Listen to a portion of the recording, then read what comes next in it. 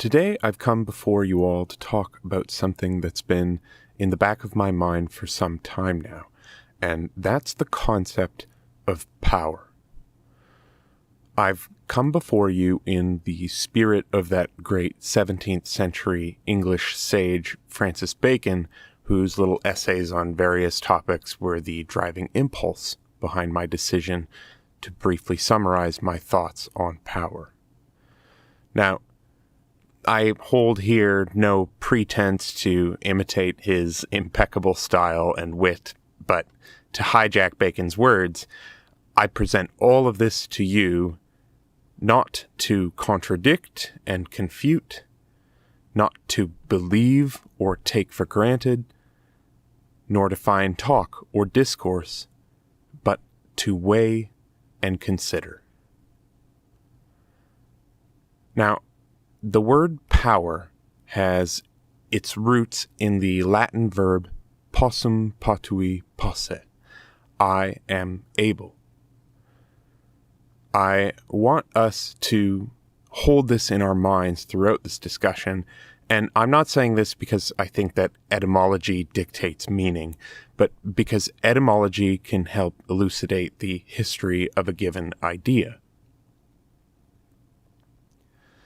These days, there's a lot of talk about power.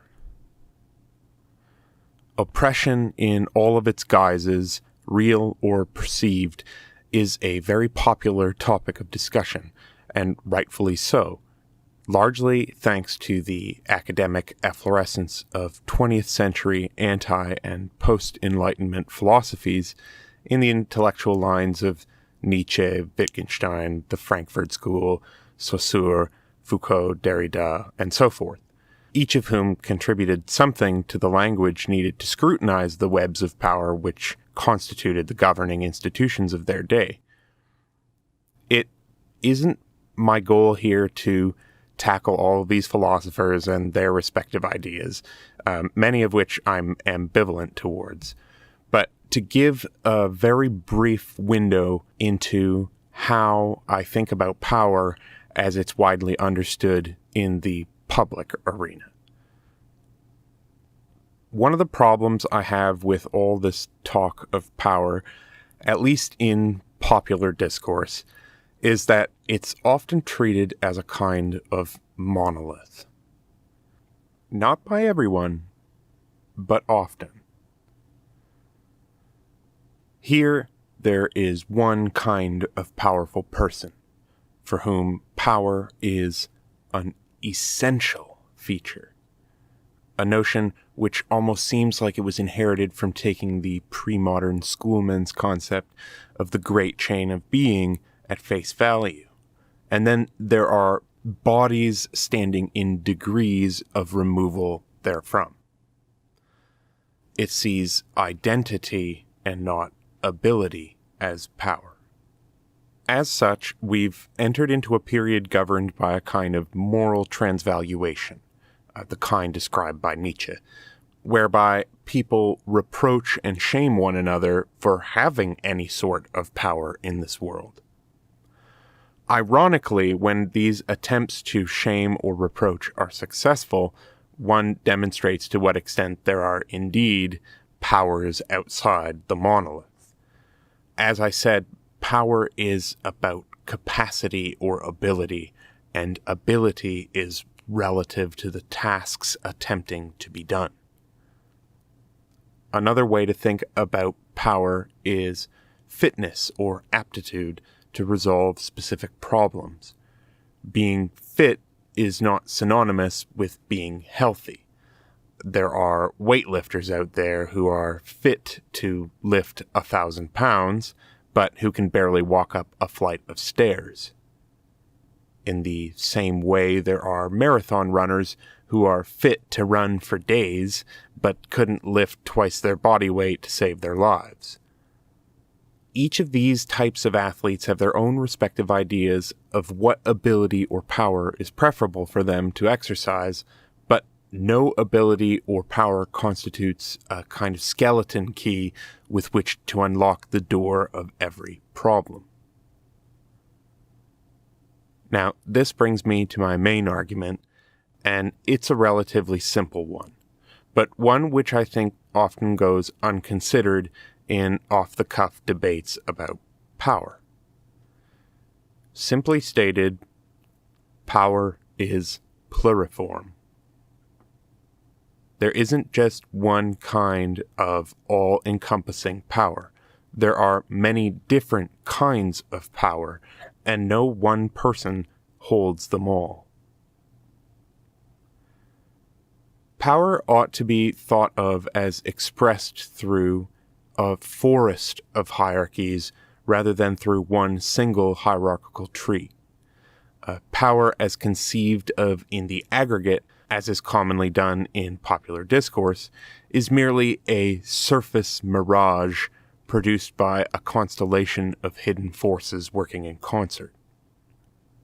In other words, power, if you will, is intersubjectively negotiated, to use the academic jargon. Certainly there are some individuals who hold a fuller, more diverse portfolio of powers over other individuals who might only have one or two powers, or none at all in exceptional circumstances. But I would maintain that nobody in this world holds, or even can hold, all the powers. It is this very inability to possess all powers simultaneously whence derives the very desire to ever expand one's personal powers, no matter how great they are. As the flame of power grows larger and larger, the engulfing darkness of desire around it grows in proportion. It's often said that power corrupts, and absolute power corrupts absolutely, but I would argue that power does not so much corrupt as reveal an ever-expanding horizon of desires. And with every desire satisfied, the horizon broadens ever wider. This hypothetical individual with his unbridled and exponentially growing horizon of desires we call corrupt because his immoderate fires swell to such proportion that they begin to spill over and bring chaos into the lives of the most moderate of persons with the simplest of desires. Now, once this process reaches a breaking point, those infringed will find what power it is that the aggressor lacks and use them to undo him. This is why even the most powerful individuals in the world need to work together in symbiotic relationships with individuals possessing all types of powers. Power is not an absolute. Again, it is pluriform, and it is intersubjectively negotiated in accordance with our values. Now, the ancients had a deep understanding of this phenomenon, and on account of it, all the various kinds of powers they experienced in life were gradually categorized by language, deified, worshipped, and eventually even anthropomorphized as well. In paganism, to use a monolithic term, all the differing powers in their manifold forms were revered as gods. To the astrologers, these constituted the very mechanism by which fate ruled their lives. Everyone knew the chips fall where they may, but where they may was a condition shaped by a number of natural patterns. These patterns, then, were captured by the strictures of logos and mythos. With time, these natural patterns even began to be placated with vows and sacrifices in order to ensure their regularity, thus guaranteeing their continued presence or absence in one's own life. To have fate on your side was to have power, and this could be manifest in myriad ways. In Gnosticism, consequently, which I should add is a rather late development relative to this process, the gods of the polytheists were syncretized together and conceptualized as the archons, that is to say, rulers, but also first principles. It is to these that the Apostle Paul refers when he wrote the ominous words, quote, "We wrestle not against flesh and blood, but against principalities, against powers, against the rulers of the darkness of this world, against spiritual wickedness in high places." These two were hypostatic divisions of a transcendent principle, but in the case of the Gnostics and other faiths which feared the archons, these were like gates or veils which conditioned mental activity in its relationship with an illusory physical world. What these offered, they thought, was a kind of false life. In simple terms, what the pagans saw as life-affirming, the Gnostics saw as hang-ups, or as a kind of spiritual Stockholm syndrome, and each group decried the other as slaves to a host of wicked illusions.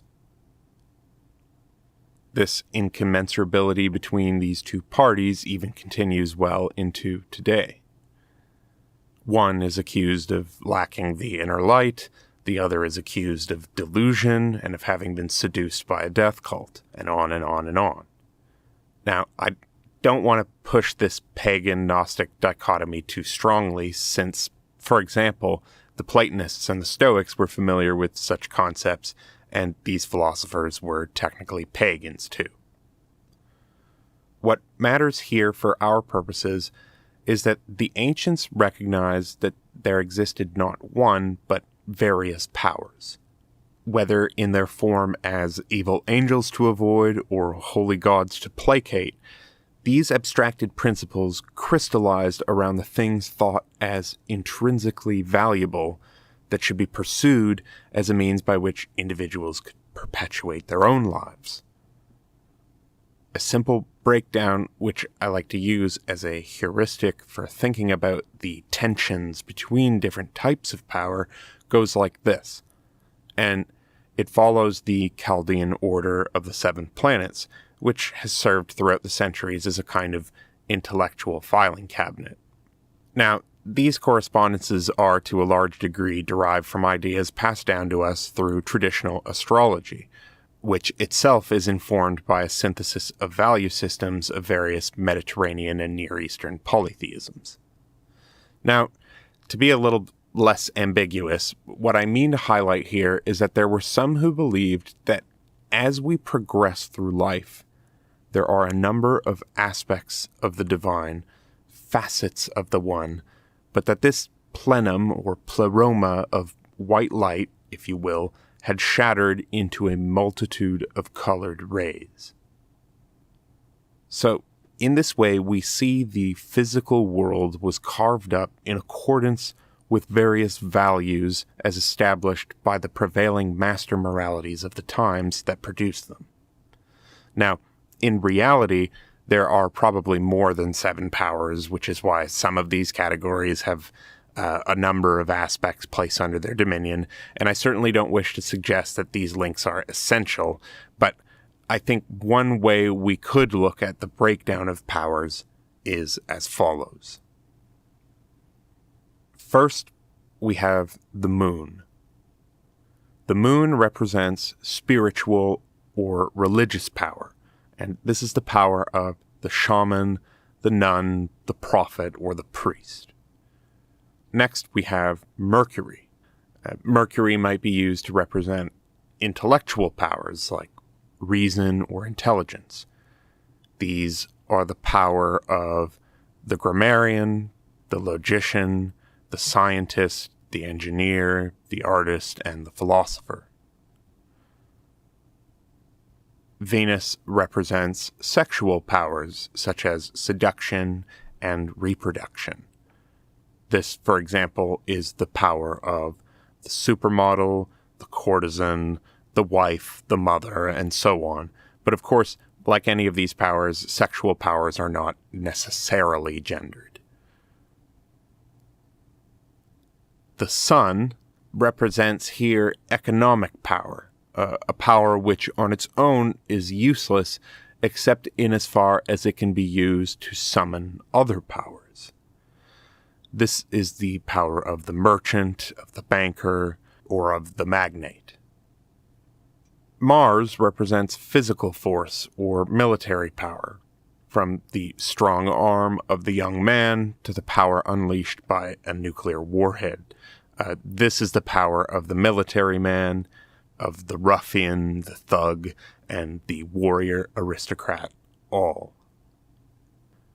Jupiter represents political power, charisma, and personal magnetism. This is the power of kings and queens, governors and magistrates, for example. Finally, Saturn. Saturn represents judicial or legal power. This is the power of a judge or of a tribunal of elders. Now, for once, this little talk wasn't meant to be a history lesson. I'm just here to discuss my ideas about a provisional model. And I don't want to push the essential nature of the lengths of these power-to-planet correspondences either. I simply want to share how I use this ancient heuristic for understanding power to help myself think about it in our own age in less impressionistic terms, since the devil is in the details. I feel that most people have lost touch with the mental maps of power that were integral to people's lives in the past, and these become compressed into a kind of power, no power binary instead of a series of different competing spectrums. I've heard it argued that gender works this way as well, and our current conceptions have a lot to do with how gender roles were defined in the Middle Ages. So here, for example, you have various competing masculinities rather than one monolith of masculinity. The masculinity of the warrior differs from the masculinity of the craftsman, which differs from the masculinity of the monk, and each group is climbing their own ladder of values and using its polemics and apologetics to define their own identities against what they are not. Now, if we go back to our Chaldean order planetary model, we can use it to see more clearly how power is a kind of network of tensions rather than a sole absolute objective. The rich man, for example, is nothing without the warrior. Likewise, he is nothing without the attention of beautiful women. And the woman's beauty is nothing without the eye that beholds and desires it. A man may have all the financial or economic power in the world, but he may still be a slave to someone else's sexual power, or he may be chained down by the retentive power of the law, which itself is upheld by the power of the human intellect, backed up by the threat of men armed with weapons. When applied, physical power can make all the hoarded gold in the world mean nothing, but vice versa, there is no levying of physical power without the hoarded gold. We could explore these tensions discursively if we wanted to do so, and thereby examine all the subtle ways in which each power interacts with every other power, and how each power depends on a number of others to buttress, mobilize, and legitimize them. But I think what's key to understand here is that very few human beings, if any, hold all the power. By virtue of being in a specific body, born at a specific time, in a specific place, one has limits on the breadths of one's powers, albeit not necessarily the depth of any one given power. Now, but what does a man profit if he has all the nuclear bombs in the world and yet destroys the world by their use? What does a woman gain if she has all the wealth in the world, but in doing so collapses the economy or the flow of goods that sustain that wealth's very value? What is the point of writing the most cerebrally deep and penetrating work in the world if nobody even comes close to having the intellectual capacity to understand it. In contemplating these issues, the ancients developed the notion that virtue is a mean. It is the midpoint between extremes. Various powers in and of themselves are morally neutral. It's when they swell to their extremes, extreme presence or extreme lack, that they become detestable. And at that point, the problem isn't power, the problem is immoderation. In all this, we should never forget the Delphic maxim carved over the door of the Temple of Apollo: nothing in excess. Or, as we like to say it today in English, everything in moderation. Life is a spiritual journey of the alone to the alone, of the individuated soul and its return back to the one. And it's kind of like that scene in Book 14 of the Odyssey, wherein a disguised Odysseus must prove his worth against the suitors in winning back Penelope's hand, so he can finally take his place again as the rightful king of Ithaca. He does this by participating in a challenge whereby 12 axe heads are set up in a row.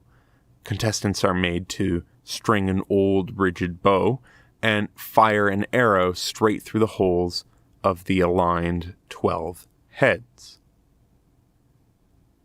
You could alternatively imagine a pipe with a number of different valves, and as the water passes through the pipes, it experiences various blockages, and it can't progress until the valves have been opened.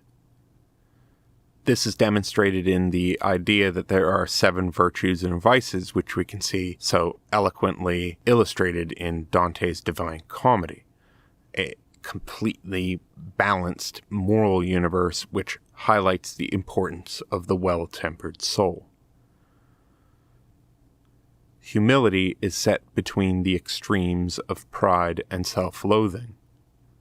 Charity between envy and prodigality. Temperance between gluttony and extreme asceticism. Self-control between lust and extreme denial. Patience between wrath and apathy. Justice between vengeance and indifference.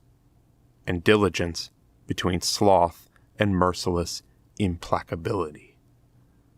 Wisdom, then, simply put, is knowing where the sweet spot is. It's where you find out what powers you have and you make effective use of them rather than abusing them or divesting yourself of them. Now, all this talk of power reminds me of a bit of wisdom which usually goes by the title of The Parable of the Three Servants, which is found in the book of Matthew, chapter 25. In it, Jesus is attributed the following words: "The kingdom of heaven can be illustrated by the story of a man going on a long trip. He called together his servants and entrusted his money to them while he was gone. He gave 5 bags of silver to one, 2 bags of silver to another, and 1 bag of silver to the last, dividing it in proportion to their abilities. He then left on his trip. The servant who received the 5 bags of silver began to invest the money and earned 5 more. The servant with 2 bags of silver also went to work and earned 2 more. But the servant who received the 1 bag of silver dug a hole in the ground and hid the master's money. After a long time, their master returned from his trip and called them to give an account of how they had used his money. The servant to whom he had entrusted the 5 bags of silver came forward with 5 more and said, 'Master, you gave me 5 bags of silver to invest, and I have earned 5 more.' The master was full of praise. 'Well done, my good and faithful servant. You've been faithful in handling this small amount. So now I will give you many more responsibilities. Let's celebrate together.' The servant who had received the 2 bags of silver came forward and said, 'Master, you gave me 2 bags of silver to invest, and I have earned 2 more.' The master said, "Well done, my good and faithful servant. You have been faithful in handling this small amount, so now I will give you many more responsibilities. Let's celebrate together." Then the servant with the 1 bag of silver came and said, "Master, I knew you were a harsh man, harvesting crops you didn't plant and gathering crops you didn't cultivate. I was afraid I would lose your money, and so I hid it in the earth. Look, here's your money back." But the master replied, "You wicked and lazy servant. If you knew I harvested crops I didn't plant and gathered crops I didn't cultivate, why didn't you deposit my money in the bank? At least I could have gotten some interest on it." Then he ordered, "Take the money from this servant and give it to the one with the 10 bags of silver. To those who use well what they are given, even more will be given, and they will have an abundance. But from those who do nothing, even what little they have will be taken away. Now throw this useless servant into the outer darkness, where there will be weeping and gnashing of teeth." Now, whether you believe you are a stranger in this world and must find a way to escape it, or whether you believe your place is here and it's merely your estrangement from this world that's the thing to be overcome, the key to both problems here is balance. Do not be ashamed of your powers if you've been blessed enough to have them. Rather, be ashamed of immoderation and indiscretion. So, in concluding these little musings of mine, I'd like to leave you with a piece of wisdom from Sir Francis Bacon, the golden boy of the Rosy Cross and one of the finest minds of the 16th and 17th centuries. Bacon, who incidentally was Elizabeth I's council designate and Lord Chancellor of England, wrote the following in his essay of Empire. And I think it both complements and reinforces what I've just said in a number of ways. So here it goes. "It is a miserable state of mind to have few things to desire and many things to fear. And yet that commonly is the case of kings, who, being at the highest, want matter of desire which makes their minds more languishing, and have many representations of perils and shadows which makes their mind the less clear. And this is one reason also of that effect which the Scriptures speaketh of, that the king's heart is inscrutable. For multitude of jealousies, and lack of some predominant desire that should marshal and put in order all the rest, maketh any man's heart hard to find or sound. Hence it comes likewise that princes many times make themselves desires, and set their hearts upon toys, sometimes upon a building, sometimes upon erecting of an order, sometimes upon the advancing of a person, sometimes upon obtaining excellency in some art or feat, as Nero for playing the harp, Domitian for certainty of the hand with the arrow, Commodus for playing at fence, Caracalla for driving chariots, and the like. This seemeth incredible unto those that know not the principle, that the mind of man is more cheered and refreshed by profiting in small things, than by standing at a stay in great.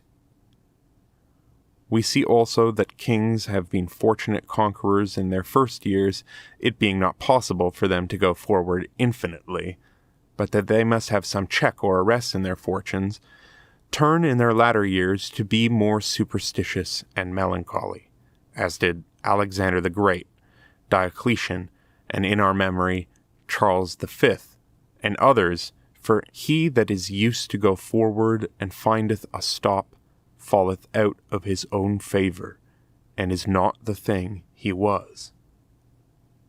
To speak now of the true temper of empire, it is a thing rare and hard to keep, for both temper and distemper consist of contraries.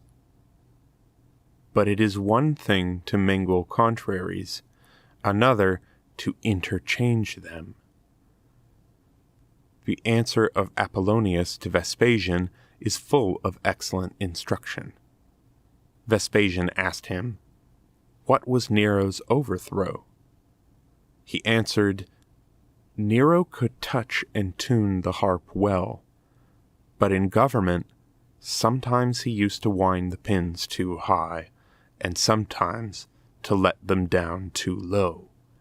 And certain it is that nothing destroyeth authority so much as the unequal and untimely interchange of power pressed too far and relaxed too much.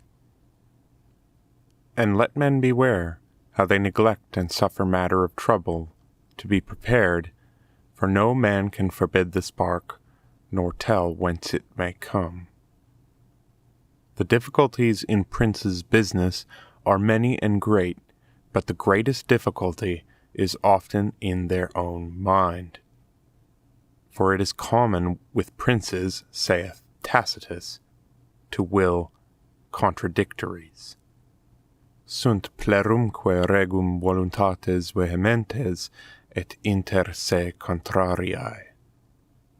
For it is the solecism of power to think to command the end, and yet not to endure the mean.